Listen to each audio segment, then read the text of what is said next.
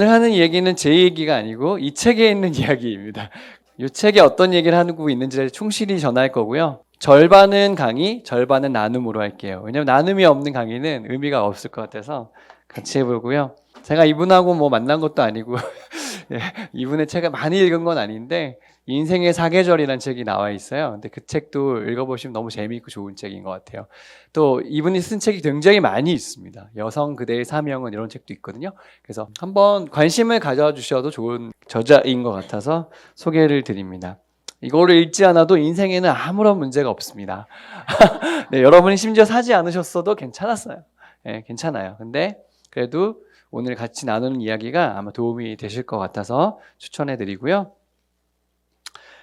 그렇지만 그러면 우리는 어떻게 살 것인가는 오늘 홈스쿨을 하는 이상 그 책은 있으셔야 되는 책이고 계속 들을 거기 때문에 있으시면 좋겠어요.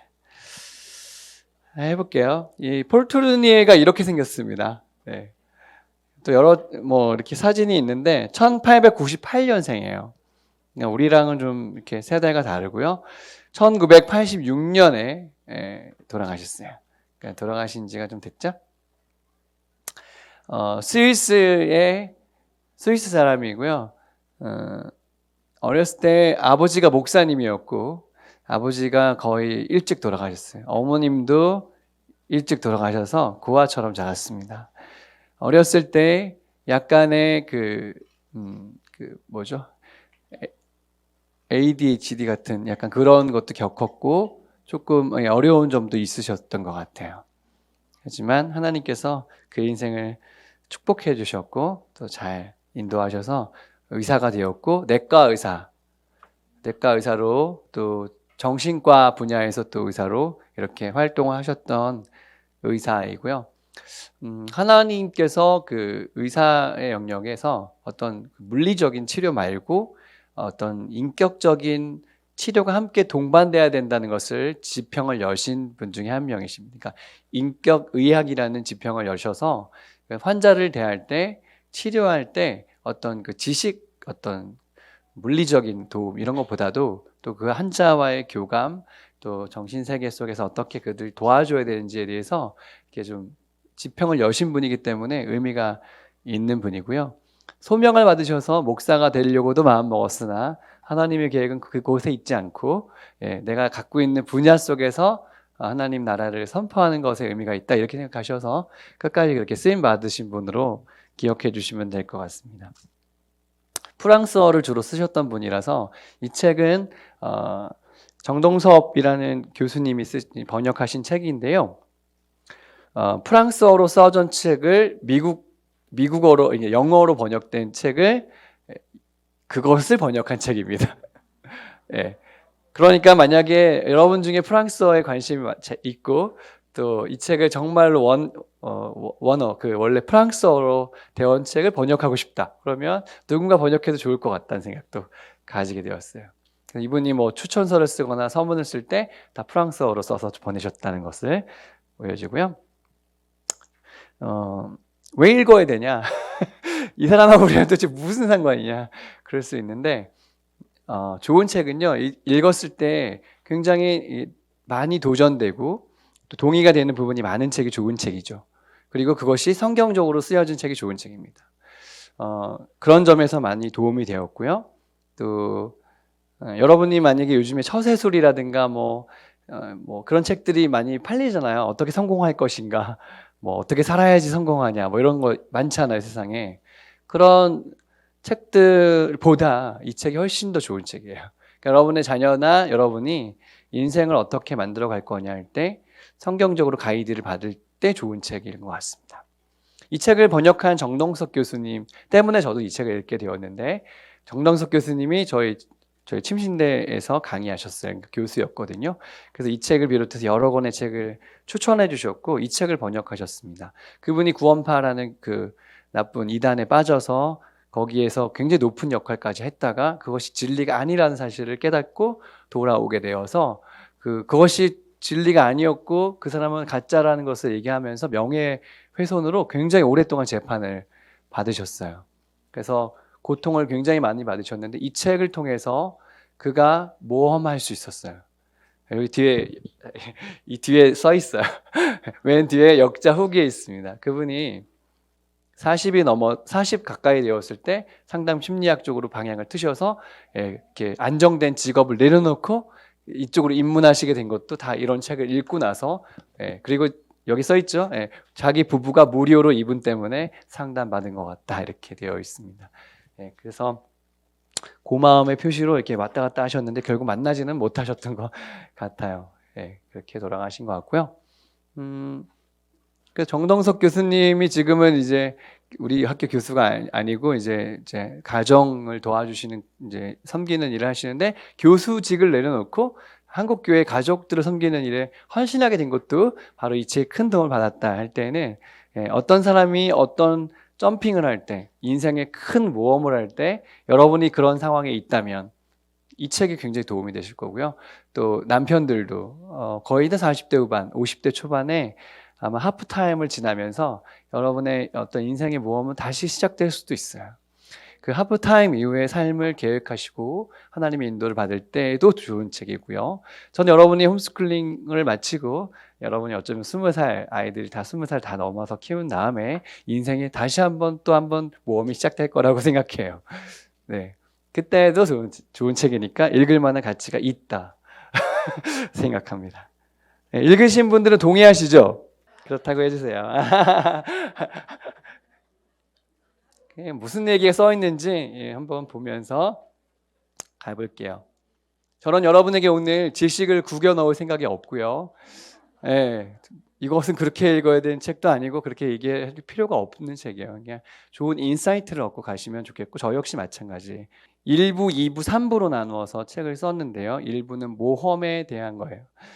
그 다음에 2부는 위험에 대한 거고요. 3부는 선택에 대한 것입니다. 그래서 3부로 나눠져 있고 제가 1부 강의를 마치고 나눔의 시간이 될 거고 2부 강의를 마치고 나눔, 3부 강의를 마치고 나눔 이렇게 해서 거의 20분 정도 강의하고 나눔 20분 정도 하고 이렇게 하면 어렵지 않으실 것 같아요. 쭉 한번 해볼게요. 첫 번째는 이 모험이라는 것이 인간 특유의 본능이라는 것으로 시작합니다. 왜 사람들이 MTB 자전거를 타고 다운힐을 하고 왜 이 얼어붙은 이 얼음에 왜 올라가야 되고 그렇죠? 여러분 돈 주고 하라도 안 할 것 같죠? 정말 다운힐하는 거 그냥 인터넷 쳐보면 정말 깜깜한 밤에 그 머리에 랜턴 하나 끼고요, 그냥 그 길을 그냥 내리꽂아요. MTB들은 이게 충격 흡수가 되니까 팍팍팍 내려온단 말이에요. 그걸로 이렇게 그런 모임을 하는 사람들이 있어요. 대단한 사람들이죠. 막 부러지고 막 그래도 그냥 탑니다. 제가 자전거를 타고 한번 MTB 자전거를 타고 뒷동산에 우리 교회 수지교회 뒷동산에 같이 타고 올라갔는데 정말 왜 이런 짓을 할까? 정말 믿기지 않는 따라가기도 어려운 사람들이 있습니다. 이렇게 패러글라이딩 보니까 와 진짜 아찔하더라고요. 지난번에 우리 홈스쿨 아이들이 한번 타고 왔는데 너무너무 아찔해요. 보는 것만으로도 같이 타니까 타지만 혼자 타라 그러면 어떻게 탈까? 근데 이런 걸 한 번씩 하고 나면 모험에 대한 이야기가 끝이 없게 되는 거예요. I'm 챌린저 왜 해야 할까? 그 화장실도 없는 데서 왜 잘까? 거기서 애들이 왜 그런 모험을 왜 해야 될까? 뭐 개미가 들어있는지 파래가 들어있는지 모르는 밥을 먹으면서 왜 그거를 왜 같이 할까? 다 모험 때문에 그런 거죠. 왜 스케이트보드를 타고 왜 그 다리 부러져 가면서 왜 그럴까 도대체? 그 계단을 한 20개 30개를 그냥 막 점핑해서 내려오는 거 보셨어요? 진짜 그걸 왜 계속 할까? 인간에게는 그런 모험심을 하나님 주셨다는 거죠. 롤러코스터. 나 너무 싫어요, 이건 진짜. 특히 바이킹은 도대체 왜 타는지 모르겠어요. 바이킹 진짜 끝없이 왜 그럴까? 왔다 갔다 하면서. 저는 티 익스프레스를 작년에 탔는데 처음 타봤는데 정말 진짜 왜 정말 아찔해요. 세상에 무서운 롤러코스터 진짜 많더라고요. 기절할 것 같은 것들이 많은데 사람들이 왜 이걸 타면서 할까? 다 모험의 본능이 인간에게 있기 때문이다. 그 얘기를 하는 것입니다. 네, 뭐를 떼는 것이 가장 어렵다? 첫걸음을 떼는 것이 가장 어렵다. 뭐 어떤 모험을 할 때 발을 떼는 게 어렵다는 것이죠. 모든 모험의 유혹은 이성을 따르지 않기 때문입니다. 이성적으로 생각하면 모험하기 어려운 것입니다. 근데 인간의 본능 안에 그 모험하고 싶은 것들이 열정이 있다는 것이죠. 때로는 여러분의 아이가 남편이 이성을 따르지 않고 이런 일을 벌일 때가 있죠. 그 인간에게 주신 어떤 모험심 때문에 그렇습니다. 어떻게 보면 나쁜 의미에서도 이런 것들이 다 모험의 유혹들이 될 수 있는데 돈을 많은데 왜 계속 일할까? 여러분 평생 먹고 살 돈 다 있는데 그 사람 일할 필요 있어요 없어요? 삼성전자 회장 일할 필요 있습니까? 애플의 팀 쿡 일할 필요가 없어요. 근데 인간은 왜 돈을 계속 벌까? 이게 인간에게는 모험의 본능이 있기 때문에 그렇습니다. 왜 도박할까? 왜 빚내서 다 비트코인에 왜 인생을 다 투자할까? 어떤 모험의 본능 때문에 그렇다는 거예요. 나쁜 의미에서도요. 왜 중독에 빠질까? 왜 권력에 목숨 걸까? 50대, 60대의 권력에 대한 욕심이 20대의 성에 대한 욕심보다 더 크다잖아요. 그래서 그 권력에, 그러니까 정치에 빠진 사람들이 집안 다 내려놓고 완전 거기 올인하는 거죠. 모험에 대한 본능 때문에 그런 것이고, 질병도 모험의 이분이 의사다 보니까 환자들을 다룬 이야기들이 많이 있고 그러는데요. 질병에서도 인간은 모험심을 느낀다는 거예요. 또 이성이라고 써놨긴 했지만 약간의 불륜도 모험의 어떤 유혹 중에 하나죠. 여러분이 왜 그 넷플릭스나 우리 K-드라마가 왜 그런 게 왜 인기가 많은가? 그다 우리의 그 모험에 대한 그 욕구를 간접 체험시켜줘서 그런 거예요. 네? 우리랑 전혀 상관없는 세계이긴 한데 세상 사람들은 그렇게 모험심이 발동될 수도 있더라. 자기 아들이 이 투르니에가 아들이 막 뭐 하다가 부러지고 뭐 이런 얘기 써놨거든요. 그런데도 그 아이가 다시 모험을 시작하는 걸 보면서 이렇게 얘기했어요. 그 무엇에도 더 이상 짜릿한 감정을 느끼지 못하는 사람, 더 이상 모험을 기다리지 않는 사람은 무척 불행하리라. 여러분의 가슴 속에 어떤 모험에 대한 전혀 아무런 감정이 없다면 불행한 거예요. 저는 그런 사람을 간혹 봐요. 어떤 열정이 느껴지지, 오랫동안 봤는데도 그 안에 그런 어떤 모험에 대한 열정이 전혀 없다. 아예 굉장히 불행한 거예요, 여러분. 오늘 이 책을 잘 읽으셨으면 조금 도전되셨을 것 같아요. 네. 가상 모험과 실제 모험, 그러니까 우리가 모험을 할 때 간접적으로 혹은 내가 직접 뛰어들어서 하는 게 있는데, 아이들의 어렸을 때의 모험은 거의 다 가상의 모험이죠. 예를 들어서 이제 하면서 동일시시키는 거예요. 내가 그렇게 하고 있지 않지만 누군가를 보면서 우린 계속 동일시해요. 언젠가 나도 그렇게 해봐야지, 나도 그렇게 되어야지, 이렇게요. 예를 들어 제가 이제 달리기를 처음에 시작했을 때 이건 인간이 할 짓이 아니라고 생각했어요. 100m, 500m 뛰는 것도 힘든데 어떻게 10km를 뛰어? 이제 그렇게 생각했거든요. 그래서 동일시하는 거죠. 난 저 사람 좀 뛰어봐야지, 저 사람처럼 돼봐야지, 이렇게 이제 하는 거죠. 그리고 어느 날 나도 10km를 뛰게 되었을 때, 나도 됐네, 이렇게 된 거거든요. 이제 동일시 해보는 거예요. 그래서 모험이 다 그런 건데, 아이들에게는 모든 선물이 다 모험과 연결돼 있어요. 아이들 선물을 기다리잖아요. 그게 다 모험과 연결돼 있고, 아이의 놀이는 전부 훌륭한 모험이야. 그래서 잘 노는 아이들이 장차 자라서 자기 일에서도 성공할 것이다. 저는 홈스쿨링 아이들이 굉장히 그런 면에서 탁월하다고 생각해요. 진짜 우리 아이들에게 있는 이 2시간의 시간, 점심 먹고 나서 이때는 정말 뭐 걱정되기도 하는데, 뭘 가르쳐주지 않아도 애들이 먼의 공원을 정말 잘 활용하고 어떻게든 논단 말이에요. 보드게임을 통해서. 요즘 애들은 어떻게 놀래? 거의 다 게임, 스마트폰 없으면 못 놀아요. 맞죠? 혼자 놀기는 잘하는데 같이 노는 거 못해요. 근데 우리 아이들이 잘 놀고 있다 지금. 그거 되게 좋은 거예요. 예. 그래서 아이들이 이거 다 모험을 하고 있는 것이죠. 새로운 사상이 들어왔을 때, 어떤 책을 만날 때 다 모험, 우리가 그것을 통해서 가상의 모험을 하게 되고 실제로 거기에 뛰어들 수도 있게 된다. 어떻게 보면 개종도 영적인 모험이에요. 그래서 막 이단에 빠졌다가 뭐 다시 돌아오기도 하고 여기 있다가 다시 가기도 하고 이런 게 다 모험심에서 어떻게 보면 발휘된 부분일 수도 있다.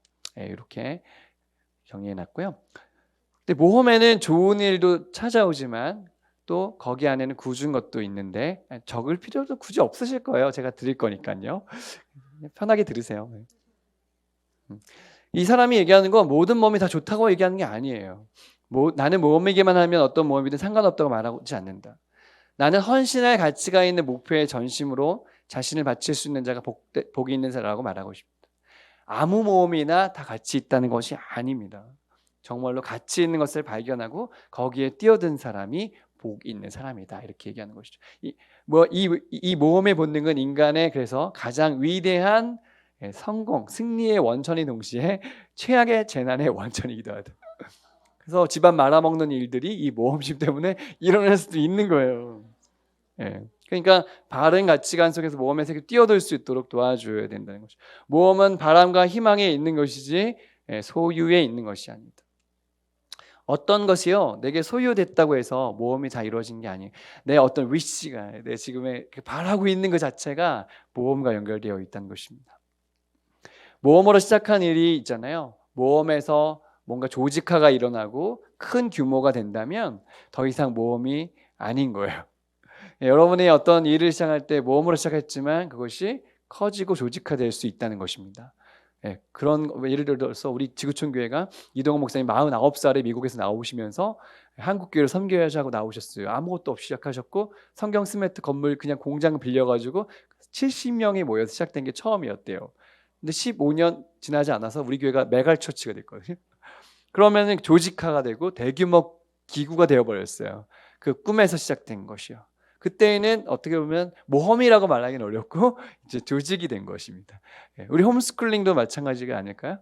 우리도 처음 시작할 때는 아무것도 없이 시작할 때는 그때부터 계셨던 분이 있는데 아무튼 그때는 모험으로 시작했지만 조직화가 되고 규모가 커지게 되는 것입니다. 어디에나 마찬가지입니다. 네, 과거를 인생의 황금기로 생각하는 것은 위험한 것입니다. 모험과 반대되는 것이죠. 이게 투르니에가 계속 얘기하는 게 뭐냐면 인생은 끝없는 모험의 연속이라는 거예요. 과거에 함몰되어 있지 말라는 얘기입니다. 모험은 목표를 이루면 소멸돼. 이거 계속 나와요. 그러니까 어떤 모험이 목표를 이루면 소멸되고 그 다음 목표를 향해 나가야 된다. 이런 얘기를 계속 하고 있는 것입니다. 사람의 가슴이 산발적으로나마 계속해서 뛰려면 다시금 알을 깨고 나오는 체험, 새로운 선지자, 새로운 모험, 언제나 새로운 모험이 있어야만 한다.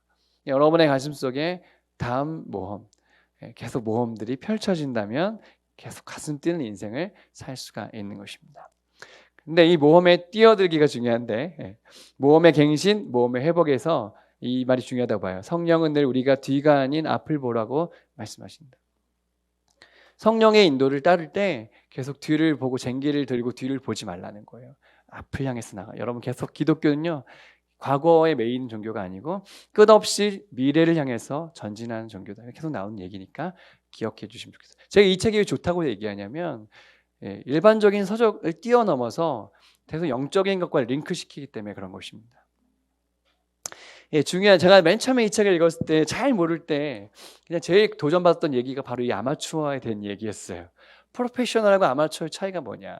아마추어는 자기 취향에 따라 자기 일을 선택하는 사람이며 이 일이 직업이 된다고 해도 의무감이 아니라 좋아하기 때문에 자신을 완전히 바치고 본래의 목적을 추구하는 사람입니다. 그러니까 폴투르니에는 계속 아마추어 같은 마음을 가지고 살아라는 이거예요. 물론 우리 프로페셔널 해야 되지만 그 일을 할 때 이런 마음으로 살아라. 이게 아마추어 정신. 그러니까 제가 우리 샬롯 독서나 이런 거 보면은 굉장히 잘하시거든요. 어쩜 이런 아이디어가 나오나 이런 생각을 늘 해요. 그것은 왜 그런 것입니까? 여러분이 페이를 받고 그 일을 하지 않기 때문이에요. 돈 받고 하면 그렇게 안 할걸요? 근데 진짜 행복하게 하기 때문에 그렇게 나오는 거예요. 제가 그래서 이 가치를 왜 못 발견할까? 왜 출판사나 이런 사람들이 왜 이거를 못 봐? 저는 이 책을 이걸 책으로 쓰고 싶어 진짜. 이 샬롯 독서의 노하우를 책으로 만들고 싶어요. 근데 거기에 매이면 우리는 거기서 이제 약간 그 모험심을 잃어버리는 거예요. 여러분이 하고 계시는 건 되게 멋진 이제 모험의 정신인 것입니다. 모험이 시작되기 전 길을 막는 당혹감, 현실의 평가. 우리가 어떤 일을 뛰어들려고 할 때 세상은 굉장히 우리가 모험하지 않기를 원한단 말이에요. 내 남편도 우리 주변도 우리가 모험하기를 그렇게 즐거워하지 않아요. 그렇죠? 이 폴 투르니에가 이 책을 쓸 때도 그랬대요. 많은 사람들에게 보여줬는데 별로 나는 관심 없어 이런 식이었대요. 그래서 이렇게 써놨어요. 이 사람이. 다른 사람이 당신의 모험에 책임져 주리라고 너무 기대하지 마세요. 결국 그것은 당신의 모험이지 그들의 모험이 아니기 때문에 그렇습니다. 여러분의 가슴 속에만 있는 그 모험심이 누군가에게 이렇게 너무나 지지받지 않는다고 해도 그것이 의미가 있을 수 있다는 거예요. 네, 이 모험에서 일의 의미와 연결이 시켰는데요. 이거 되게 좋더라고요. 모험을 함께 해온 사람들, 특히 모험이 풍성한 개인적인 영적 관계에서 이루어졌다면 언제까지는 함께 묶여 있게 될 것이다. 그러니까 모험을 함께하는 사람들, 옆에 있는 사람이 너무 중요한데 이것이 영적인 형제애다라는 거죠. 저는 여기서 GHC를 발견했어요. 그렇잖아요. 뭐 우리가 하고 있는 게 모험의 연속이 아니겠습니까? 이 홈스쿨의 여정이 뛰어든 것 자체가 모험이에요. 근데 여기 왔더니 개인적인 영적인 관계 안에 이렇게 묶여 있다는 거. 이것은 굉장한 큰 에너지라는 것이죠. 여러분이 영적인 형제 자매 이렇게 끈끈한 관계 속에 들어와 있다는 것은 굉장히 중요한 것입니다. 맞죠? 네. 아마추어에 대해서 또 얘기하는데요. 아마추어가 하는 일이요, 이익을 위한 것이 아니라 사랑의 수고이기 때문에 가치가 있다면서 어떤 일을 할 때 그런 마음으로 하자. 그래서 일의 의미는 창조적 모험과 연결돼야 돼요. 어떤 여러분이 노동을 하건 어떤 일을 할 때 창조적 모험일 때 행복한 것이에요. 그러니까 뭐 여러분이 샬롯을 인도하건 뭐 코앞을 인도하건 홈스쿨의 어떤 것을 감당하실 때 이런 창조적 모험으로 가셔야 행복하게 할 수 있다. 안 그러면 모든 일이 행복하지 않아요. 여러분의 교회 일도 마찬가지예요. 내가 교회에 봉사를 하건 뭘 하건 그것이 그냥 일상적인 일처럼 느껴지면 그것이 행복하지 않은 것입니다. 창조적인 모험과 연결될 때 행복한 것입니다. 거기에 이제 헌신에 대한 이야기가 나오는데요. 창조 한번 읽어볼까요? 저 혼자 읽고 재미없으니까 읽어볼게요. 시작.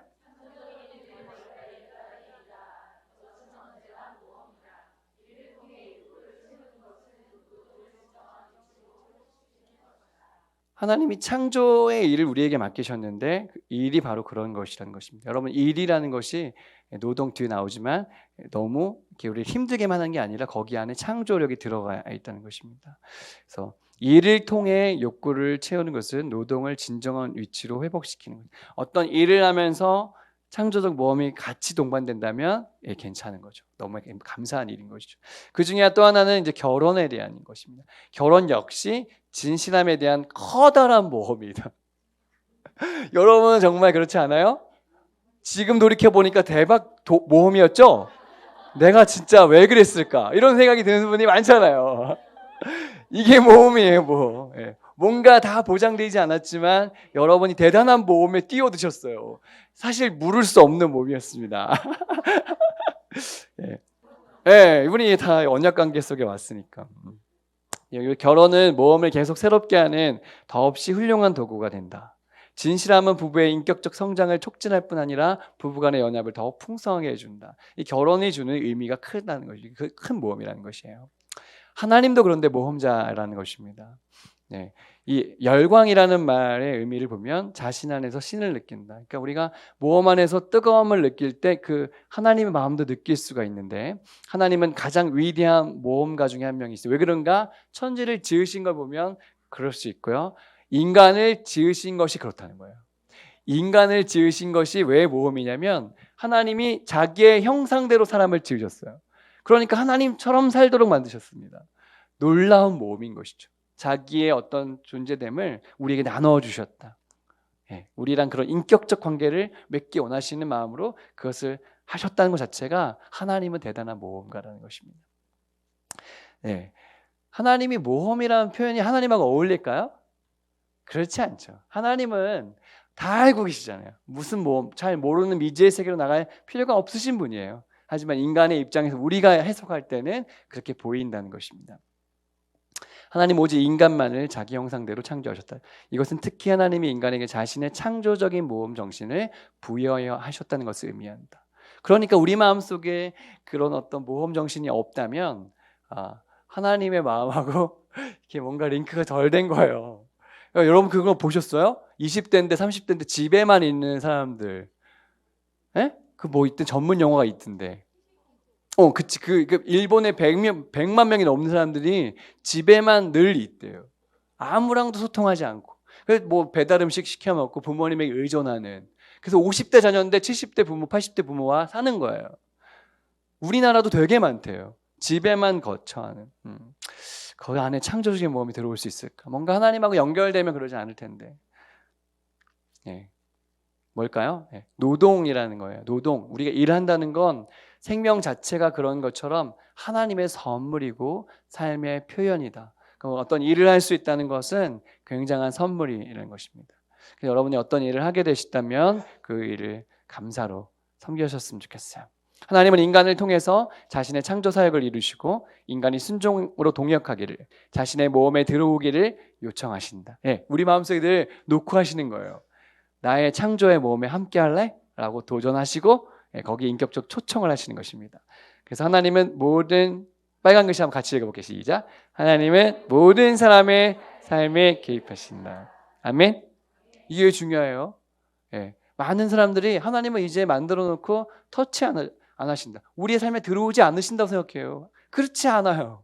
하나님은 지금도 말씀하시고 우리 삶에 개입하기를 원하시는 그 하나님이십니다. 그래서 우리를 초청의 세계로 인도하시는 것이죠.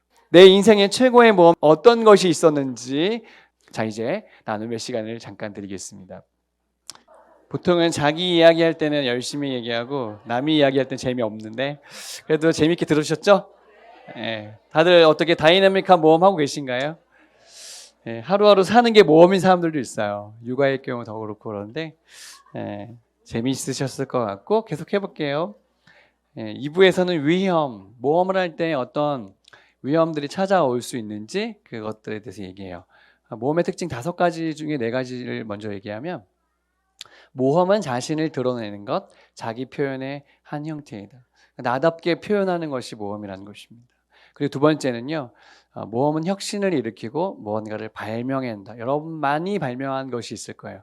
여러분 많이 할 수 있는 것이 있을 겁니다. 그것이 독창적이고 혁신을 가지고 있고 다양성을 가지고 있습니다. 그래서 여러분답게 할 수 있는 일이 무엇인가 그것들 발휘하는 게 모험이다. 그다음에 모험은 하나의 최종 목표를 추구하는 가운데 일관성을 지닌다. 일방통행이란 말을 썼는데요. 앞으로 쭉 전진하는 직선과도 같다. 그런 얘기고요. 그다음에 모험의 최종 목표는 사랑이다. 동의하세요? 사랑이 아닌 것은 의미가 없다. 여러분의 모험의 목표는 사랑이어야 합니다. 네, 성공과 실패에 대한 얘기가 5번째 이제 그 모험의 특징 5번째 여기 나오는데 모험에 성공할 수도 있고 실패할 수도 있죠. 네. 그래서 모험은 위험 부담을 감수하는 것입니다. 어떤 모험을 시작하는 게 주저되는 이유는 뭐죠? 실패할 수도 있다는 가능성 때문에 그런 것입니다. 실패에 대한 두려움이 없었다면 성공의 기쁨도 없었을 것이다. 그래서 실패가 당연히 동반되는 것이 모험인 것입니다. 그래서 성공의 기쁨도 그때 찾아온다. 많이 동의가 되고요. 믿음의 관점에서 보면 모든 승리, 특별히 예기치 못한 승리는 신적 개입에 의한 것이다. 성경에 보면 전혀 승리할 수 없었을 것 같은 상황에서 하나님이 개입하시죠. 그러니까 우리가 믿음으로 인생을 해석할 때 모험이 승리할 때에는요 어떤 이성의 결과가 아니라 하나님의 개입도 들어온다는 것입니다. 동의하세요? 엘리자베스 여왕이 스페인의 무적 함대를 이겼을 때 역사를 바꾼 사건이잖아요. 그때 프로테스탄트 신풍이라는 말이 거기 나오죠. 하나님의 개입하심으로 이겼다는 거예요. 물리적으로 이길 수 없었던 것이죠. 그 역사를 바꾼 사건 중에 하나이기도 하죠. 여러분의 삶에도 그런 게 있을 것입니다. 인간은 누구나 자신의 생애를 망쳐버릴지도 모른다는 두려움에 시달리고 있다. 장애나 병, 죽음 등의 실패의 요소들 속에서 숨어있는 의미와 기회가 있다. 이게 뒤에 쭉 나오는데 실패가 곧 모든 것이 나쁘다는 게 아니에요. 실패에도 의미가 숨어 있다는 것입니다. 그래서 우리의 모험의 실패에도 하나님의 개입하심을 우리가 볼 수 있었을 때 그것이 우리의 신앙이라는 것입니다. 그래서 실패 심리학인데요. 어떤 사람은 실패하지 않으려고 해서 노이로제에 걸리기도 하고 완전하게 뭔가를 이루기 위해서 시도하지만 그것 때문에 실패할 수도 있고요. 감정의 악순환, 열등감의 악순환, 아들러가 말했던 그다음에 부정적인 자기 편견 때문에 실패할 수도 있다는 거예요.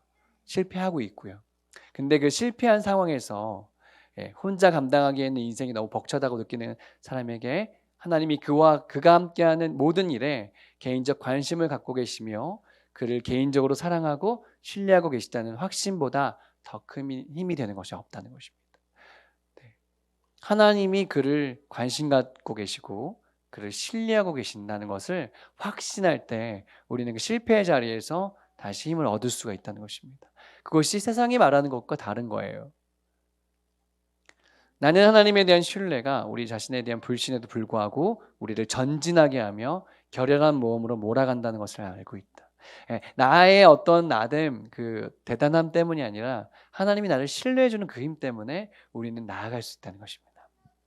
모험으로 사는 인생은 두려움이 없는 삶이 아니라 오히려 각종 두려움을 충분히 인지하는 가운데 영위하는 삶이다.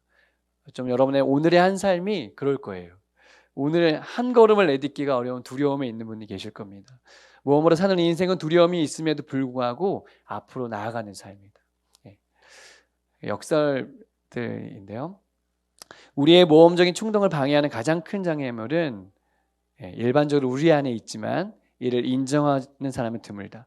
우리는 대체로 외부적인 어려움을 탓하기를 좋아한다. 그러니까 실패하려고 할 때 계속 뒤에 숨으려고 한다는 거예요. 어떤 탓을 하려고 한다는 것입니다. 누구 때문에, 어떤 환경 때문에 이렇게. 하지만 내 안에 있는 그것이 가장 큰 두려움, 장애물이라는 것입니다.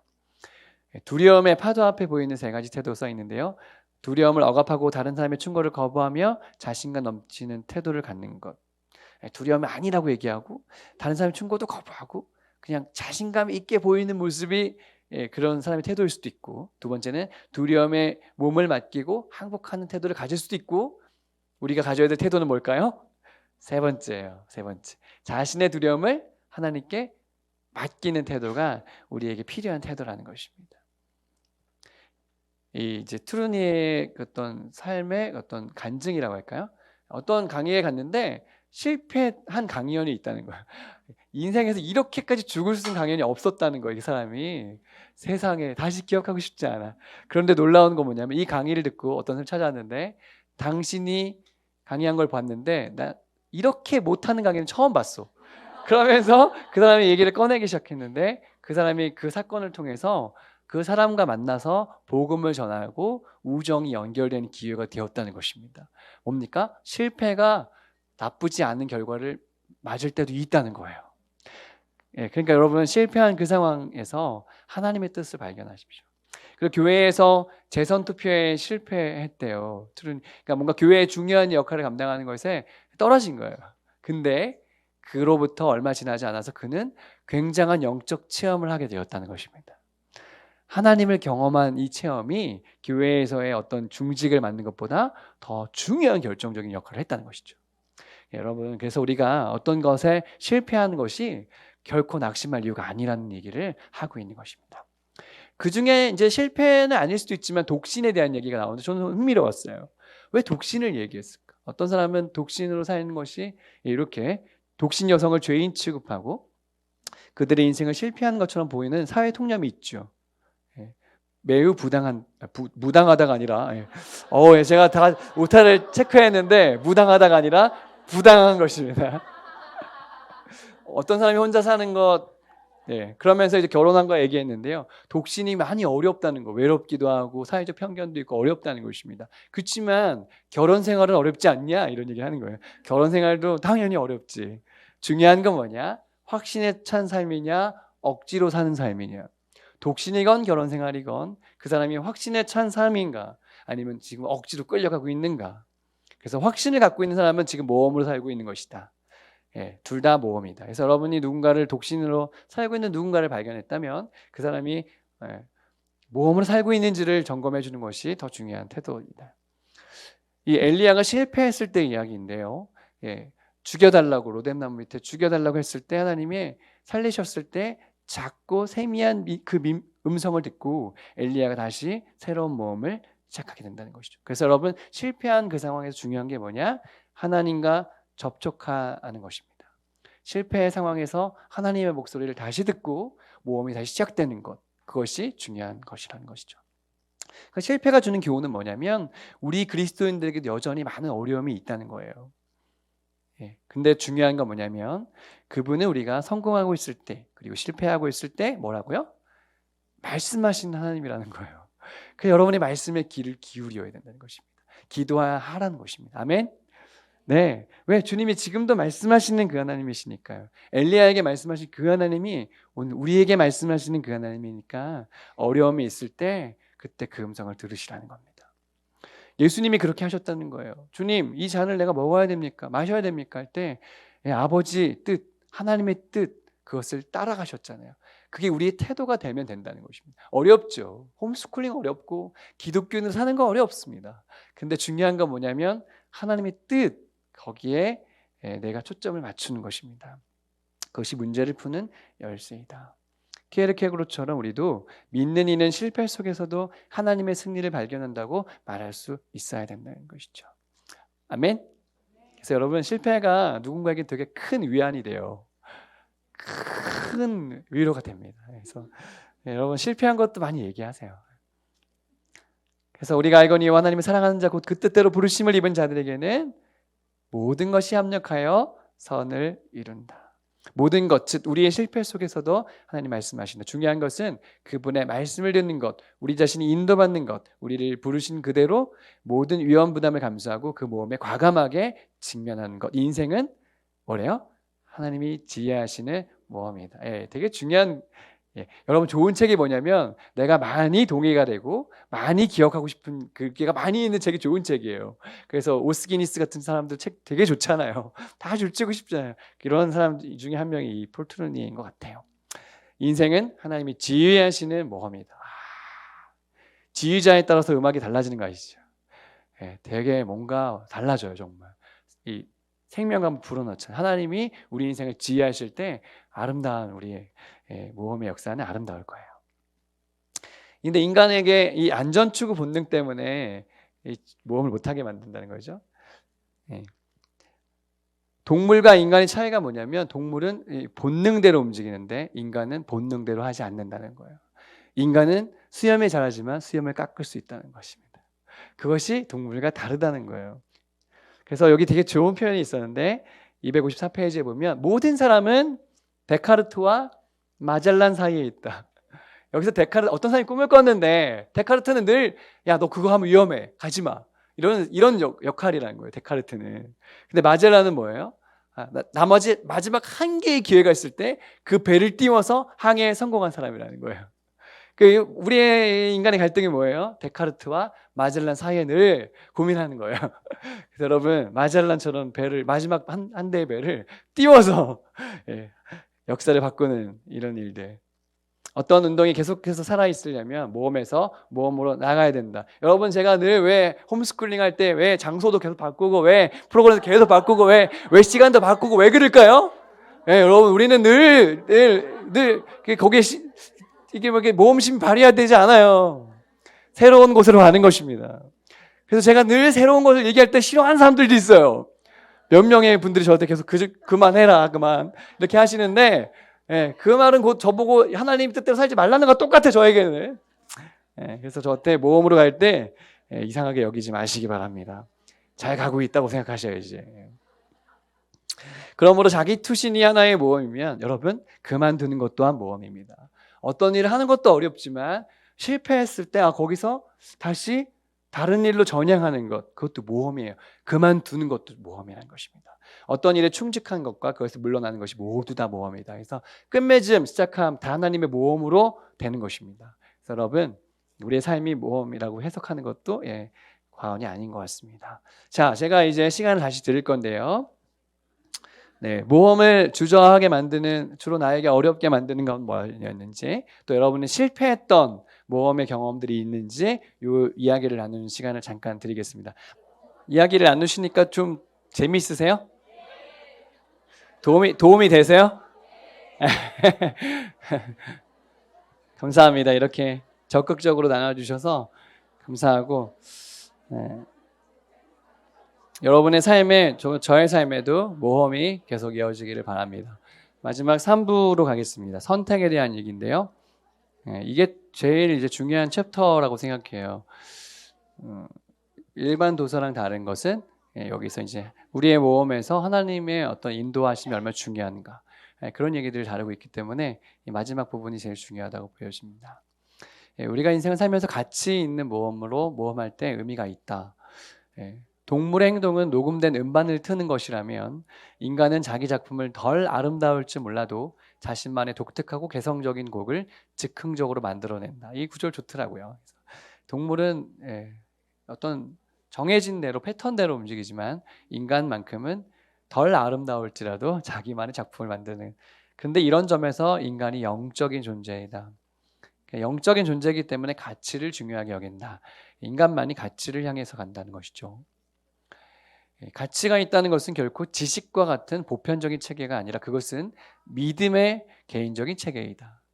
우리가 믿음을 가지고 시작할 때 가치가 생긴다는 것입니다.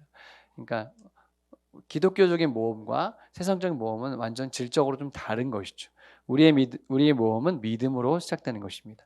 아브라함의 모험이 그런 것이었고 성경에 나오는 대부분의 사람들은 믿음으로 그것을 선택한 사람이었죠. 인간의 눈으로 보면 굉장히 무모한 것들도 많이 있었습니다. 그 모험이 있는 몇 명의 믿음을 가진 사람들을 통해서 역사는 계속 바뀌는 거예요. 그래서 많은 사람이 필요한 것이 아닙니다. 하나님의 나라는 소수가 움직이는 것인데 그것은 믿음을 가진 창조적인 모험을 하는 사람들이 움직이는 것입니다. 그래서 저희가 홈스쿨을 하는 것이고 여러분 자녀를 그렇게 키우는 것입니다. 그래서 세상 사람들하고 방향이 당연히 맞지 않을 수도 있어요. 완전히 다른 방향일 수도 있습니다. 하지만 그것이 믿음으로 시작됐다면 좋은 결과를 이룰 것이다. 아멘. 네. 그것이 믿음이어야 됩니다. 그래서 우리는 하나님의 인도를 따라야 된다는 것이죠. 오직 인간만 자유롭게 행동할 수 있는데 그 결과 인간은 자신의 행동에 늘 책임을 느끼는 존재로 살게 되는 것이죠. 하나님이 인간에게 직접 말씀하시는 것, 그것도 아주 구체적으로 말씀해 주실 때가 많다는 것은 성경이 명백하게 확언해 주고 있는 것입니다. 이것을 이런 얘기는 되게 당연한 건데 이런 게 되게 요즘에 이상하죠. 뭐 하나님의 음성 듣는 거 이런 거 안 됩니다. 뭐 이런 분들 계신데 왜 안 됩니까? 역사 속에서 그 하나님의 음성 들려주셨는데 왜 이제는 안 된다고 얘기합니까? 지금도 말씀하십니다. 기도할 때 응답하십니다. 개인적으로 우리에게 말씀해 주세요. 시간이 많이 필요한 게 아니에요. 잠깐 눈을 감고 엎드려도 내가 주님의 음성을 들을 수 있어요. 이런 얘기를 제가 힘주어 말할 필요가 전혀 없는데 이런 것들이 왜 기독교 세계에서 더 이상은 아니라고 얘기하는지 전 이해를 못하겠어요. 맞죠? 물론 성경이 답을 주지만 하나님을 경험한 사람이란 책에도 보면 우리가 하나님의 음성을 들을 수 있는 건 굉장히 많습니다. 성경을 통해서 말씀하시고요. 또 옆 사람을 통해 말씀하시고요. 하나님 환경을 통해 말씀하십니다. 강단을 통해서 말씀하세요. 그거를 들을 수 있어야 돼요. 저도 홈스쿨링에 올 때 물론 교회가 가라고 했지만 저는 3일 동안의 기회를 달라고 했어요. 3일 기도할 수 있는 시간 주세요 했어요. 그리고 저는 진짜 말씀 안에서 하나님의 음성을 들었어요. 아론이 느보산인가요? 산에서 죽어요. 모세가 옷을 벗기니까 죽었습니다. 그리고 그 아들에게 옷을 입힙니다. 그래서 제가 그때 하나님의 음성을 들었어요. 하나님이 거기까지라고 하시면 거기까지구나. 새롭게 옷을 입히시면 거기서 순종하는 것이구나. 그래서 순종했어요. 지금은 그렇지 않지만 그때는 홈스쿨링이 누구나 오기 싫은 곳이었어요. 지금도 뭐 별로 다르지 않지만 하지만 제가 와보니까 오기 잘했다 생각이 들었고요. 안 왔으면 어떻게 했을까. 듣고 왔기 때문에 확신하고 왔기 때문에 저는 감사하기 시작할 수 있었습니다. 지금 와서 얘기지만 저희 아내가 울고불고 난리 났었어요. 진짜 울었어 진짜. 저도 울었어요. 남의 얘기니까 왜 웃지만 근데 우리 인생에는 그 남들이 볼 때는 왜 거기 왜 가니? 이럴 때 있어요. 하지만 들리면 가는 거예요. 듣는 사람이 가는 것입니다. 기독교는 그래서 듣는 사람들의 종교입니다. 리스너. 하나님의 음성을 들을 수 있다. 오늘도 그 음성을 들었기 때문에 여기에 온 거죠. 그 뭐 사실 말이 안 되잖아요. 뭐 뭐 대구에서 오고 뭐 광주에서 오고 이러면 이게 뭐 말이 됩니까? 여기 미국입니까? 여기가 뭐 4시간에 가까워요. 뭐 이게 아니잖아요, 지금. 예, 왜 그 러시아어를 뚫고 왜 옵니까? 예. 들렸기 때문에 오는 거예요. 들렸기 때문에. 거기 가서 합의를 해보자. 들을 수 있었기 때문에 온 거예요. 예. 근데 하나님이요, 우리에게 그 음성을 주실 때 반복해서 주신다는 거예요. 그런 경험한 적 있죠? 계속 같은 성구가 보여요. 저도 이번에 국토순례 준비하는데 계속 비슷한 메시지 계속 주세요. Nothing is impossible. 예수님이 영어로 해서 그런가요? 굉장히 보이네요. 네. 내게 능력 주시는 자 안에서 내가 모든 것을 할 수 있느니라. 우리 아이들에게 필요한 게 뭘까? 믿음이에요. 네. 빌립보서 4장 가지고 말씀 전하려고 그래요. 네. 믿음으로 안 되는 게 뭐가 있을까? 네. 세상적인 이걸로 돌리면 안 되죠. 네. 그렇지만 믿음으로 될 거라고 저는 확신해요. 그래서 반복해서 주시는 그 메시지를 붙잡아야 돼요. 예. 그리스도의 보혈 왜 얘기 계속 할까? 그게 필요한 사람이 여기 있기 때문에 그래요. 다 거기에 물들어 있으면 뭐 얘기할 필요가 없겠죠. 제가 볼 때는 기본을 깔고 가야 되는데 기본이 안 되고 가면 안 맞아요. 그러니까 그래서 이게 본질을 얘기하는 것입니다. 하나님은 반복적으로 얘기하시는 것에 귀를 기울여야 돼요. 그리고 때로는 침묵하실 때도 있다는 거예요. 예. 나의 유익을 위한 실현인 경우가 대부분인데 그 침묵의 시간들을 하나님 저한테 왜 이러세요? 이렇게 하지 마시고 해석할 수 있어야 된다는 것이죠. 나는 우리가 하나님의 뜻을 분명히 알아야 한다는 생각을 버리고, 이게 중요합니다. 단계마다 길을 보여달라고 요구하는 대신에 하나님의 인도를 우리를 인도하시도록 이렇게 말해도 괜찮다면 눈 딱 감고 자신을 내어드려야만 이 어려움에서 벗어날 수 있지 않을까 생각합니다. 믿음이 한 걸음씩 보여주세요도 믿음이지만 눈 딱 감고 하나님에게 딱 맡기는 것도 믿음이라는 거예요. 너무 이성만, 여러분의 머리만, 경험만, 생각만 의존하지 마세요. 하나님께 어쩌면 우리가 눈 딱 감고 그 손 딱 붙잡고 가야 될 때도 있어요. 거기가 어딘지 몰라도. 그게 믿음 아니겠습니까? 맞죠? 그래서 의탁이 필요한 거예요. 내 손을 맡기는 거, 의탁. 이게 기독교 서적과 세상 서적이 다른 것입니다. 모험을 할 때 다들 뭐 두렵죠. 하지만 의탁하는 거, 내 손을 하나님께 맡기는 거. 인간의 훌륭한 모험은 대부분 이렇다. 우리는 이런 모험을 미리 분명하게 인식하지 못하고 정확히 어떻게 인도받는지도 모른다. 그러나 결과적으로 우리는 모험으로 인도받는다. 신앙은 이것이 하나님의 역사라고 인정하는 것이다. 네. 대형 교회를 이루신 대부분의 목사님들이 이구동성으로 하는 말이 뭐예요? 저는 이렇게 큰 교회를 할 생각이 없었어요. 그저 그냥 하나님의 뜻에 순종하고 그냥 왔는데 이렇게 많은 축복을 주신 것 뿐이에요. 그러니까 내가 열심히 해서 이렇게 커졌어요 라고 얘기 안 하는 거예요. 그게 하나님의 인도를 받고 왔다는 사인인 것입니다. 세상 사람들은 내가 열심히 해서 돈 많이 벌었고 내가 열심히 해서 여기까지 올라왔다고 말하겠죠. 하지만 하나님의 손에 인도받는 사람들은 그렇게 하지 않는다는 것입니다. 그래서 하나님이 역사하셨어요 라고 영광을 주님께 돌려드리는 것입니다. 그래서 우리 아이들의 삶과 우리도 그래야 된다고 봐요. 비슷한 맥락인데 우리의 삶의 방향타를 진심으로 하나님 손에 맡기고 그분께 삶의 방향을 의탁하며 우리가 혼자서 삶의 방향을 정할 능력이 없음을, 우리에 대한 하나님의 뜻을 분명히 깨달을 능력이 없음을 고백하고 하나님의 방향을 인도해 주시기를 간구하는 것, 그것이 의탁인 것입니다. 주님, 저는 길을 모르겠어요. 저는 어디로 가야 될지 전혀 감을 못 잡겠습니다 라고 고백하는 것, 연약함을 아뢰는 것, 그것이 의탁하는 것이죠. 하나님과 백지 계약을 맺는 것, 자신을 포기함으로써 하나님의 주권에 맡기는 것, 하나님의 뜻에 복종하는 것. 하나님 이렇게 해주시면 이렇게 할게요.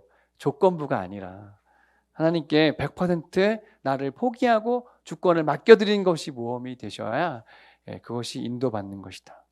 그래서 여러분, 자녀가 어떻게 되는 것 너무 이렇게 내가 원하는 그림대로 돼야 된다고 생각하지 마세요. 그래서 저희가 믿음으로 시작했잖아요. 그러니까 결과도 하나님의 주권에 맡기세요. 아멘? 예, 우리가 생각할 때는 이렇게 살다가 얘가 바보가 될 것 같은데 진짜 어떡하지? 이런 느낌이 너무 많이 들어. 하루에도 12번씩 들어. 얘를 학원에 보내야 되나? 가회를 시켜야 되나? 그럴 때가 많이 있어요. 그렇지만 그때에도 주님에게 의존하고 시작했으니까 내 자신을 포기하고 주권을 주님께 맡기는 것, 끝까지 그렇게 하는 것. 그 레토리카 엄마들이 그래서 그게 중요한 거예요. 시작은 모험으로 했는데 마지막은 아니면 안 돼요. 다 보고 따라오거든 지금. 예, 내 믿음이 여기까지 왔으면 이대로 해서 결말을 맺으시면 좋겠어요. 아멘. 그렇게 해서 승부 낼 수 있는 사람들이 여기 있다는 것을 보여주면 좋겠어요. 저도 그렇게 살고 싶고, 예. 그래서 여러분 그렇지 않나요? 뭐 어떤 사람이 그 성공하는 게 꼭 대학을 잘 가야지만 그 가능한 건가요? 아니지 않나요? 우리가 사는 데 있어서 그렇게 다양한 재능이 필요한가요? 김연아는 그거 뭐지? 스케이트 잘 타가지고 다른 거 필요해요? 손흥민 다른 거 필요합니까? 그러니까 그냥 어떤 그 누구 중에 한 명 되게 만들려면 저는 그냥 세상 사람들하고 똑같이 키워야 된다고 생각해요. 경쟁시켜가지고. 근데 우리는 그런 거 아니잖아요. 그 단 한 사람을 만드는 거잖아요. 그렇죠? 그걸 할 수 있는 그 단 한 사람. 그러니까 어느 틀에 끼워 맞출 수가 없어요. 그 아이는. 그러니까 우리가 좀 어려워. 그지? 어려운데 예, 그것이 의탁이라는 것입니다. 예, 또 이 이야기도 중요한데 의탁한다는 건 뭐냐? 한 가지의 모험이 끝났을 때 반드시 새로운 모험으로 길을 열어주실 텐데 예, 그것을 보는 것, 그것에 순종하는 것. 예, 우리의 삶이 계속 그래왔죠. 어쩌면 남편이 직장을 그만둬야 될 수도 있을 거예요. 뭐 직장을 바꿔야 될 수도 있을 것입니다. 그때 새로운 모험 앞에서 하나님의 손을 붙잡는 것. 네, 여러분의 삶도 그럴 것입니다. 우리 아이들도 마찬가지일 거예요. 우리가 포도나무에 즉 예수님께 붙는다는 것은 이거죠. 예, 맞아 이거예요. 예수님하고 지금 계약 관계 속에 얼마 내고 얼마 이게 아니라 우리는 유기적으로 붙어 있다는 것입니다. 바로 자신을 내어드리는 것이다. 우리는 예수님에게 접붙임을 받아 그분에게서 모험의 수액을 받아들여야 된다. 모든 힘이 주님으로부터 와야 된다 이런 것입니다. 근데 분별을 어떻게 하는 것이냐? 이거 중요한데요. 대부분의 그리스도인에게 모험 정신이 부족한 이유는 뭐냐면 영적인 가치를 물질적 가치와 대립하는 것을 보기 때문이다. 우리는 영적 생활을 현실 생활과 대립되는 것으로 하늘을 땅과 대립되는 것으로 본다. 이런 태도는 일종의 도피가 될 수도 있다. 믿음만 강조하고 기도만 하고 땅의 것에 전혀 현실에는 동떨어져 있는 삶을 살 수도 있죠. 그런 사람 보셨죠? 그러면 안 된다는 얘기를 하는 거예요. 균형감을 가지고 있어야 되는 거예요. 신앙은 우리로 하여금 세상을 외면하게 하지 않아요. 그러니까 여러분들이 뉴스 보셔야 돼요. 뉴스를 보고 알아야지 분별을 할 거 아니에요. 근데 아예 관심 없고 기도만 하면 안 된다는 겁니다. 세상을 외면하게 만들지 않았어요. 하나님은 영적 세계뿐 아니라 땅도 지으셨기 때문에 그래요. 하나님의 몸은 땅에서도 펼쳐지고 그분은 우리의 모험 본능을 통해 우리를 그분의 모험에 연합시키시는 것입니다. 그러니까 우리의 모험은 하늘의 것에도 연결되어 있지만 이 땅과 뗄래야 뗄 수 없는 관계라는 것입니다. 그러니까 우리 믿음의 모험은요, 이 땅의 것과 믿음의 것이 분리되어 있는 것이 아니라는 것을 꼭 기억을 해주시면 좋겠어요. 신앙에 지나친 관심을 보이는 나머지 세속적인 일에는 초연한 사람이 있고요. 삶의 모험에 지나치게 관심을 쏟는 나머지 하나님을 쳐다보지 않는 이 극단을 조심하라는 것입니다. 여러분들 이 중에 약간 가운데 있는 사람보다는 치우치기가 우리가 참 쉬워요. 그렇죠? 극단에 서로 비판할 수 있고 그런데요. 이런 책들, 이런 인사이트를 가지고 나의 삶을 한번 점검해 보시면 좋겠어요. 나는 현실과 너무 동떨어져 있지는 않은가? 나는 너무 현실에만 지금 환물되고 있지 않은가? 이런 거요.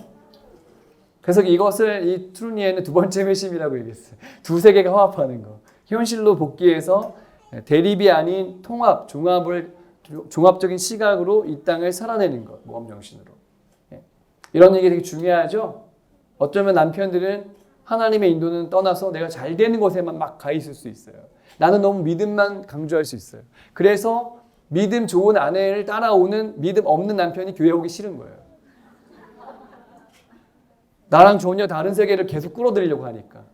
내 아내가 현실 세계에도 좀 발을 담그고, 그러니까 교회에 와서 열심히 하는데 집안 엉망이야. 그러니까 남편이 집에 오기 싫은 거예요. 교회에도 싫은 겁니다. 이런 거를 잘 얘기하는 것입니다. 네. 하나님은요, 모든 일에, 모든 직업에 관심이 있으십니다. 여러분이 지금 중요하게 하고 있는 그 일뿐 아니라 여러분의 모든 일에 다 관심이 있으세요. 우리는 총체적으로 하나님 앞에 드려진 삶이다. 근데 그래서 이런 거를 잘 분별하려면 어떻게 해야 되냐? 이분이 제시하는 건 묵상의 필요성입니다. 묵상. 하나님의 길과 우리의 삶에 대한 그분의 뜻을 어떻게 발견할 수 있을까? 묵상을 글로 쓰는 것. 그것이 영적 세계와 세속 세계를 이어주는 데 도움이 된다. 큐티하는 거. 여러분 새벽에 제단 쌓는 거 이런 거. 묵상해서 글로 써보는 거. 그래서 오늘의 나의 삶과 영적인 삶이 뭔가 연결이 되는 것. 우리 그렇게 살고 있잖아요. 그렇죠? 그러니까 여러분 넘어지지 않는 거예요.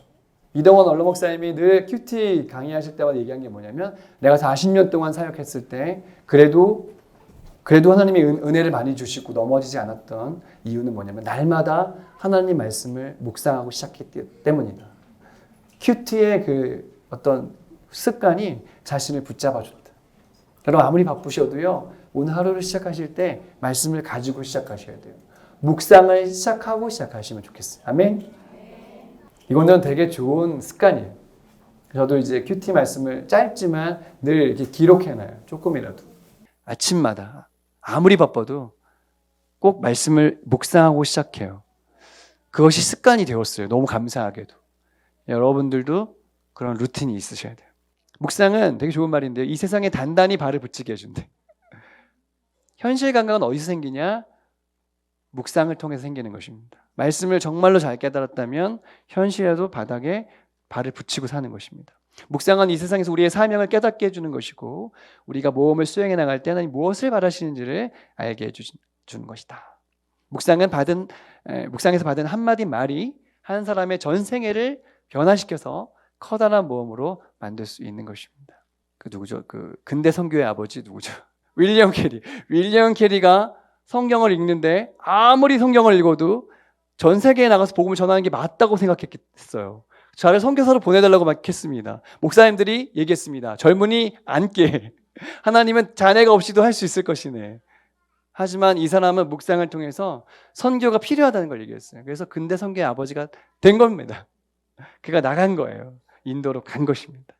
그래서 지금도 우리가 회자하는 이름이 된 것입니다. 바쁘면 한번 읽어볼까요? 시작. 사람은 바쁘면 바쁠수록 책임감에 더 눌리게 되는데 그럴수록 하나님과의 만남을 새롭게 하는 묵상의 시간이 더 필요하다. 동의하실 거예요. 그래서 우리 홈스쿨 일정이 바쁘고 책임감도 많고 그럴 때 우리에게 필요한 것은 뭐냐면 뭐 마사지 이용권 이런 게 아니고 하나님과의 만남을 새롭게 하는 묵상의 시간이 더 필요한 것입니다. 말씀을 사랑합시다. 네. 1의 모험이 들어있는데 이제 폴트루니에가 중요하다고 아까 얘기했지만 의학 속에 인격의학이라는 단어를 갖고 들어온 사람이라는 거예요. 그러니까 심리학적인 사람들이 어떻게 이 사람들과 정신분석 뭐 이런 걸 통해서 새로워질 수 있는지 이걸 이제 막 여러 사람들이 했잖아요. 근데 기독교인 중에는 이런 얘기 하는 사람이 별로 없어요. 이 사람이 여기를 딱 갖고 들어오면서 인간의 심리와 어떤 그런 거 영적인 것과 이게 연결시킬 수 있었다는 것이 대단한 역할을 하는데 이 사람이 인격의학이라는 부분을 창시한 거나 마찬가지라는 거예요. 그럴 때 이 사람이 이것이 어떻게 보면 모험이었다는 것이죠. 네. 머리를 쥐어짜는 것 이것이 묵상이다. 묵상은 가치 있는 모험이다. 즉 우리 시대의 문제에 대해서 하나님의 영감을 받아 대답을 찾으려는 모험. 그래서 묵상이 그저 그냥 뜬구름 잡는 이야기가 아니라 오늘 이 시대의 문제를 해결하는 방법에 대한 거기에 대답, 거기에 들어있다는 것입니다. 시간과 열의 이 모두가 청지기로서 우리가 맡고 있는 재산인데 그것을 우리가 잘 청지기로 사용해야 된다. 시간, 열의. 여러분 열의가 어디에 들어있습니까 지금? 가치 있는 모험을 위한 한 가지 비결은 시간을 가장 잘 사용할 수 있는 법에 대해서 묵상하는 것이다. 그렇죠. 여러분 되게 바쁘게 살지 않는 사람이 아무도 없어요. 세상 모든 사람이 다 바빠요. 심지어는 초등학생들도 스케줄이 너무 바빠요. 그래서 제가 어린이 사용할 때 아이들 연락이 안 됐어요. 카톡 남겨 대답을 안 해, 애들이. 너무 바쁘니까. 근데 바쁜 게 중요한 게 아니라 시간을 잘 사용할 수 있는 법을 가르쳐 달라고 묵상하는 것입니다. 그래서 여러분의 삶에 하나님의 개입하심 묵상을 통해서 찾아보시고요. 삶이 늘어나고 부가 늘어나고 여가가 많아지고 과학과 기술이 발전하고 있습니다. 하나님의 형상으로 지음받은 이 기쁨, 또 하나님의 일에 협력하고 하나님이 함께 하심을 깨닫는 것, 그것이 우리가 모험을 통해서 발견해야 되는 기쁨들이 있다는 거예요. 여러분, 모험을 통해 주시는 기쁨이 있죠? 거기에 너무나 큰 기쁨들이 존재해요. 그것 때문에 우리가 가슴 뛰는 삶을 살죠. 근데 때마다 모험이 있다는 것입니다. 나이마다 그에 속하는 모험이 있다. 여기 책에는 되게 구체적으로 좀 나와 있어요. 이거 보시면 되고, 네, 여러분의 시기에도 있습니다. 그러니까 여러분 애들한테 너 모험으로 살아라 뭐 이렇게 할 필요가 없어요. 내가 그렇게 살면 되는 거죠. 여기 이제 뭐 다들 운전 잘하시지만 운전 하나도 못하다가 이거 라이딩 때문에 고통당하다가 자기 운전을 시작해 보신 분들이 있잖아요. 그 고통들을 막 그 모험이지 다. 여러분 새로운 모험을 하는데 어렵지만 모험을 나이에 맞게 감당하시기 바랍니다. 그 모험에 초대하실 때 아멘 하시고 가시면 재밌게 갈 수 있다. 모험 가운데 가장 위대한 모험은요, 행동이 아니라 자기 개발이다. 그러니까 나를, 여러분 지금 왜 이런 거 합니까? 우리가 왜 인문학 강의 듣고 뭐 그 역사 공부하고 왜 그렇습니까? 더 모험을 잘하려고요. 나를 잘 알려고요. 내적인 발달하려고요. 그 통해서 하나님 더 깊이 만나려고요. 자기 개발. 어떤 삶을 열심히 살았냐가 중요한 게 아니라는 거예요. 내가 어떻게 지금 개발되고 있느냐가 중요한 것입니다. 그래서 영적으로 또 지적으로 모든 부분에서 개발되셔야 돼요. 여러분의 삶은, 우리의 삶은 계속 더 좋은 삶으로 가야 됩니다. 아멘. 더 발전돼, 개발된 삶으로. 그때 하나님의 독립성, 뭔가 깊이 경험할 수 있다, 이렇게 보시면 되고요. 하나님에 대한 친근한 지식이야말로 최고의 모험이다. 여러분, 하나님은요 경험해야지 알 수 있는 분이에요. 아무리 들어봤자 소용없어요. 그렇죠? 아니에요? 하나님을 경험한 사람은요 와서 얘기하게 돼 있어요. 저한테 최근에 어떤 교회 이제 얼마 안 되신 분이 오신 지 얼마 안 됐는데 새생명 강의를 듣고 이제 저한테 와서 하는 말이 뭐냐면, 목사님 저 최근에 방언 받았어요 그러더라고. 집에서 기도하는데 하나님이 방언 주셨어요. 얘기 막 너무 기쁜 거예요. 이게 하나님을 경험하면요 설명할 필요가 없어. 뭐 예배에 나와라, 뭐 열심히 신앙생활해라, 뭐 왜 경험했는데, 뭐 자기가 하나님을 경험했는데. 선교지에 가서 왜 열심히 사역합니까? 그곳에서 하나님이 역사하시는 것을 경험하니까. 레바논에 이번에 21명이 가게 되어서 너무 감사한데, 좀 늘었어요. 아버지도 좀 합류되고 해서 너무 감사한데, 누가 생각하면 그 왜 갑니까? 그 위험한 땅에 뭐 먹을 것도 별로, 양고기가 맛있다고 합니다만, 양고기가 엄청 싼데 맛있대요. 근데 왜 그거 먹으러 가는 게 아니잖아요. 지금 하나님을 경험하고 싶었어요. 그곳에서 역사하시는 하나님을 경험하면 어떻게 하나님을 부인하겠습니까? 그래서 여러분 애들에게요 진짜 좋은 지식을 주는 건 뭐냐면 하나님을 경험할 수 있는 자리로 보내시는 거예요. 그 자리가 있어요. 업사이드다운 같은 거 보내시는 거예요. 그게 최고의 모험이에요. 그게 인간의 인생이 바뀌는 것이에요. 여러분들 그런 하나님을 깊이 경험하는 지식이 날마다 새로워지시길 축복합니다. 그렇다. 갑자기 읽어볼게요. 그렇다. 시작. 그렇다. 감사가 있어야 한다. 힘든 거 있죠. 어려운 거 있습니다. 그때 우리가 감사를 놓치면 안 돼요. 홈스쿨링 어렵죠. 하지만 감사할 수 있어야 돼요. 자, 이제 거의 끝났는데요. 휴식은 모험이 멈춘단 말이 아니다. 그것은 모험이 충만함에 이르렀다는 말이다. 이것이 하나님의 안식에 들어가는 것을 말한다. 우리가 모험을 충만히 했다면 거기에도 안식이 있다는 것입니다. 모험의 충만함의 결과가 안식이라는 거예요. 그러니까 여러분 막 쉬어야지, 막 홈스쿨 그만두고 쉬어야지, 그게 안식이 아니에요. 나 충분히 모험했을 때 그게 안식이 될 수 있습니다. 제가 뭐 여러분 나갈까 봐 그렇게 얘기하는 게 아니라, 예, 원리가 있다는 거예요. 하나님하고 친밀한 관계가 충만히 이르렀을 때 거기에 진정한 안식이 있더라. 그래서 제일 중요한 마지막 모험은 뭐냐? 부활의 모험이에요. 우리는 부활의 몸을 입고 완전한 새로운 존재로 주님의 나라를 누리게 되는 그 대단한 모험을 경험하게 될 것입니다. 그것이 궁극적인 모험이죠. 네. 하나님의 모험은 계속되고 새로워지고 새롭게 솟아나고 우리는 그 모험에 충만하게 참여하게 될 것입니다. 네. 여기까지 이제 하고요. 마지막 나눔의 시간 드릴 건데요. 어떠세요? 제가 강의 쭉 하니까 그래도 뭐 여러 가지 도전이 되셨죠? 그리고 이 책을 한번 읽어보고 싶은 생각이 들었죠? 네, 갖고만 다니면 소용없고요. 네, 읽어보시고 이걸 읽었다고 해서 뭐 바뀌는 건 아닌데 그래도 나눠보시고 할 때 도움이 되셨을 것 같고 누군가가 인생의 방향을 고민하고 있다면 주어도 좋은 책일 것 같고요. 여러분의 남편과 함께 읽으셔도 좋을 것 같아요. 마지막 나눔의 시간 드리고 마치도록 하겠습니다. 가치 있는 모험을 위해서 하나님의 인도를 받았던 경험이 있다면 나누어 주시고 가치 있는입니다. 아니면 지금 구하고 있는 그 가치 있는 모험에 대한 여러분 기도 제목이 있다면 잠깐 나누시고 다 나누신 분들은 식사하러 가시면 되겠습니다. 네, 이따가 들어오실 때 헌금할 건데요. 그 헌금은 저희 가는 21명의 팀은요. 각자 비행기값, 체류비 다 자기가 내고 갑니다. 지금 여러분 내시는 헌금은 다 거기 사역비로 아이들을 섬기고 교회를 섬기는 사역비로 100% 쓰일 거예요. 얼마큼이 있느냐가 얼마큼의 일을 할 수 있느냐와 연결되기 때문에 여러분들이 기도로 또 후원해 주시면 그걸 다 가지고 와서 선교지를 한번 섬겨보려고 해요. 오늘 이따가 또 내시고 못하신 분들은 혹시 계좌로 넣으시고 하면 되니까 나눔하시고 뭐 기도 이렇게 2-3명씩 기도하시고 이렇게 마치도록 하겠습니다. 네, 강의 들어주셔서 감사드리고요. 네, 다음에 뵙겠습니다. 감사합니다.